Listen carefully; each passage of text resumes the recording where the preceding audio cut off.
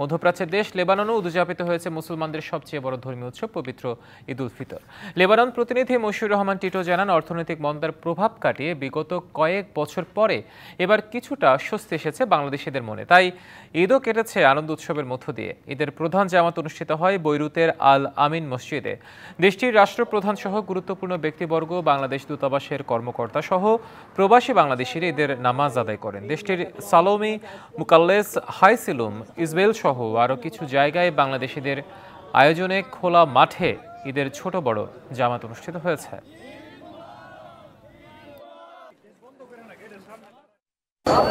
এই ঈদ উপলক্ষে আমি লেবাননে যারা বসবাস করছেন বাঙালি প্রবাসী ভাই বোনেরা, আমি আপনাদের সবাইকে ঈদের আন্তরিক শুভেচ্ছা জানাচ্ছি। ঈদ আমার বাংলাদেশি ভাই বোনদের জন্য সুখ সমৃদ্ধি এবং শান্তি বয়ে নিয়ে আসুক, সেটাই আমি কামনা করছি। 1, 2, 3 ঢাকায় জমি জিতে নিন 100% ক্যাশব্যাক সহ 20 কোটি টাকার পুরস্কার।